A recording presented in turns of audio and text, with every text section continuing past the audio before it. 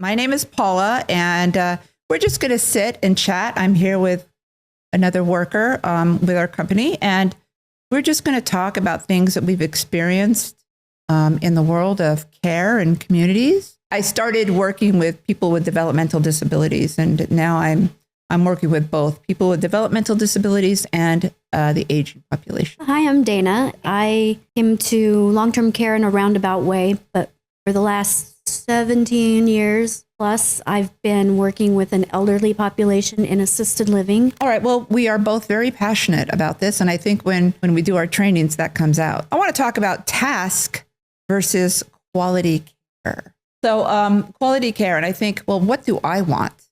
I just want to age in place. I don't really want to go to a care home. And I looked into it and I found that 70 to 87% of people questioned over 50 years old want to stay at home and age in place. They don't want to go to a care home. Only 18 to 20% want to. So then the question is why? I think it's because typically when we're in a care home, it's task oriented so much of the time. And we are missing that element of what it's like to be at home. And when we talk about person-centered, it's kind of become standard in the industry to ask people what time do they want to get out of bed? When do they want to shower? Do they want to have a shower? What do they want to eat? But I ask caregivers to put themselves in the actual place.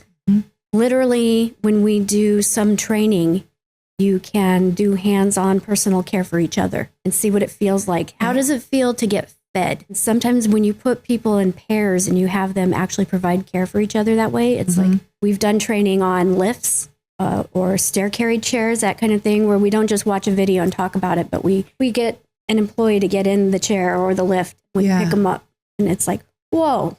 And then, why do people sometimes, scream when they're being picked up? Right. It's very scary. It is scary. There's such a huge element of trust when it comes to care. So I was thinking about like when you're a staff person and you've got these jobs that you have to do. For example, Mr. Johnson, hurry up and get out of bed because it's time for a shower. And he clearly is apprehensive about it. Come on, we got to get this done, right? Yeah.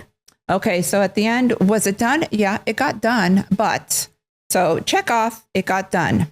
Put an X near trust, to put an X near it, it increased fear. And then also what did it do? Took away his choice. It took away his choice. Yes. And it could have caused anxiety and behaviors as well.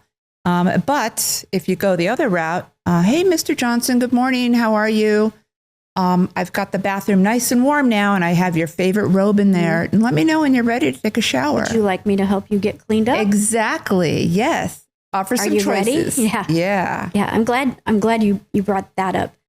When I do training with caregivers, and sometimes we're talking about things like avoiding pharmaceuticals to control behaviors. And sometimes caregivers are surprised that that's even, a focus. And medication is good though, right? Well, how else am I going to get them to shower? Right. And when I talk to administrators, I ask them, please don't give people a list of tasks, because caregivers tell me if I don't check off my assignment, I will get written up. That is, you need to empower your staff to understand the whole point of person-centered care, which is getting that person involved.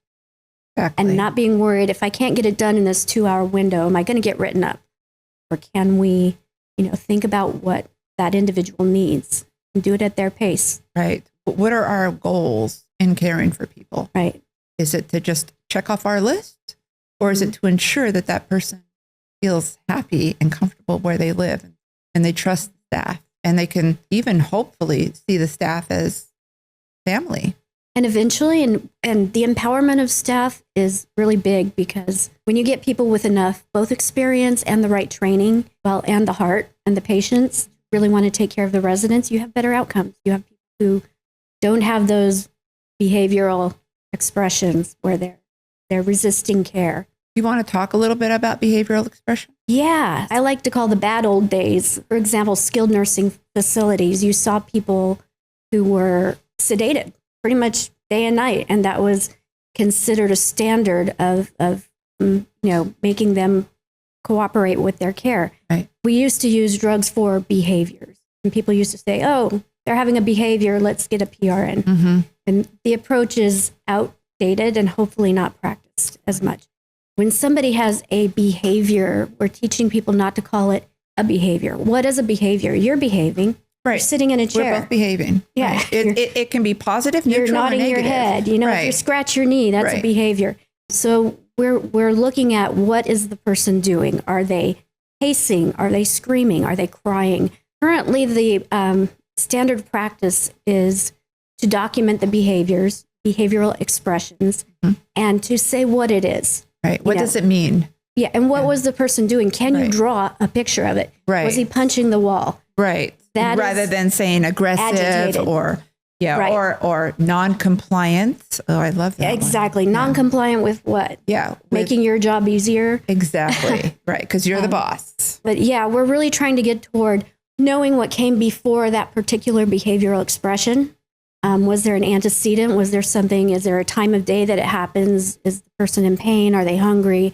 Did they just have a visit from a loved one and now they're having some kind of, behavioral expression? And what do they need?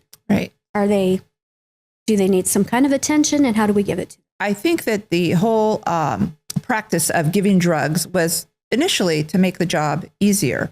And, I'm thinking back at a time like in the 60s, my great grandmother was in a nursing facility, and she died there.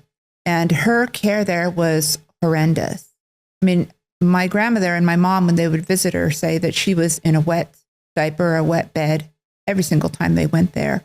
And gifts that they would send to her weren't there, but they would sometimes see them on the nurse's station. So it was just, and I think she eventually died of pneumonia. So the care there was horrible, and she was constantly medicated, not awake when she would have visitors. And I think that is what it was like then. But now we recognize that everybody should have a quality of life until the day they die. We don't just stop because that person is not young anymore and, well, they need care. So it doesn't really matter. We just want to make things easier for us to understand why there is a behavior. Because when let's say if I have a behavior and it's because something got triggered in my head and now I'm maybe not behaving the way I usually do. I don't want to be judged. So that's why we should seek to understand what the behavior means, what it's trying to say. What's the problem with the care is what we should be asking. Right. And that thing about your grandmother in the nursing home, that contributes to why 80% of people want to age in their own home, because they're thinking back to visiting loved ones in the past. It still exists. There are still places that are not doing things the right way. A lot of this generation who's getting close to needing care maybe are terrified of it. People make promises. People will promise their parents that they'll never put them in a facility, but then if something like dementia happens, they have no choice. It's practically impossible for any one of us to take care of another adult around the clock. Yeah, people will always need care. The growing life expectancy that is happening to everybody around the world, and the main cause of dementia, let's be real, is old age. There are more and more elderly people, and either they don't have someone to care for them, or it's too hard. So there will always be a need for facilities.